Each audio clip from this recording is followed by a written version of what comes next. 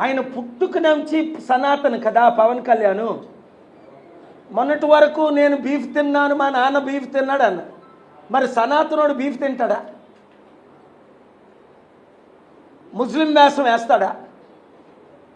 చర్చికి వెళ్ళి జోర్డన్లో నేను బాప్తిసం పొందాను అన్నాడు. నువ్వు పుట్టుకతోనే సనాతన ధర్మం అయితే నువ్వు బాప్తిసం తీసుకుంటావా?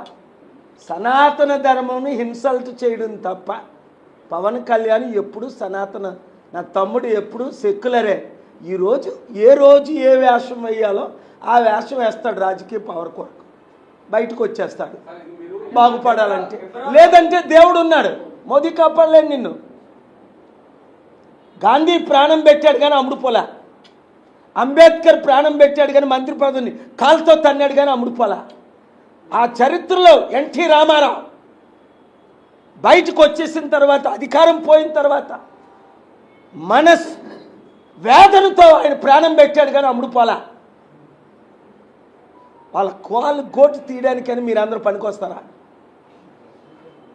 సెక్యులరిజమే నడుస్తుంది, కమ్యూనలిజం నడదు.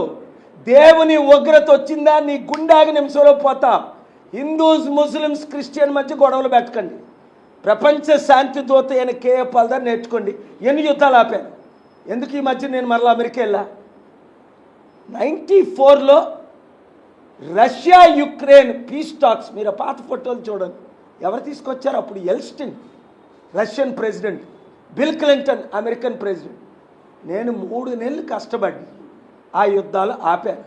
ఇప్పుడు మళ్ళీ నేను ఇక్కడ బిజీ అయిపోయాను, అక్కడ యుద్ధాలు జరుగుతున్నాయి. నేను ఒకే మనిషిని కనుక. ఫిబ్రవరి 10వ తారీఖుని పవన్ కళ్యాణ్ డిప్యూటీ సీఎంగా సంతకం పెట్టు జీవో ఇచ్చాడు. క్రిస్టియన్ చర్చిల మీద చట్టపరమైన చర్యలు తీసుకోండి, అనుమతి లేని నిర్మాణాలు జరిగినాయి. ఆయనకి లా తెలియదు కనుక పవన్ కళ్యాణ్కి freedom of religion, freedom of expression. ఆయనవుడు సీజ్ ద షిప్ అన్నాడు. ఎవడైనా సీజ్ చేశాడా? అరే పిక్చర్లాగా అనుకున్నారు, వెంటనే షిప్ను వదిలేశారు. ఆయనకి ఏది కొంచెం చదువుకుంటే, నాలెడ్జ్ ఉంటే, కనీసం లా చదివితే బాగుంటుంది. ఏదో వాగుతుంటే అవుద్దా? చర్చిల మీద ఇచ్చేయండి, గుండాకి చేస్తాం, గొడవలు పెట్టొద్దు. అసలు 2 లక్షల పుస్తకాలు ఉన్నాయా లేదు దేశంలోనే? ఆయన గురించి ఎందుకు వదిలేయండి, కానీ ఆయన సీరియస్గా తీసుకోవద్దు. ఆయన గురించి మనం సీరియస్గా ఎందుకు తీసుకోవడం? అర్థమైందా? నేను డీల్ చేస్తుంది మాట్లాడక తప్పదు కనుక వీళ్ళ గురించి మాట్లాడుతున్నాను.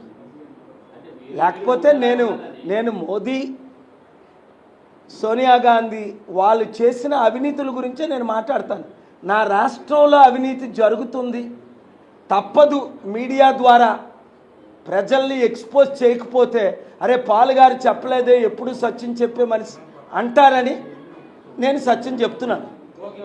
ఏం జరగబోతుందో ఇప్పుడే ఎక్స్పోజ్ చేస్తాను. Thank you. చాలా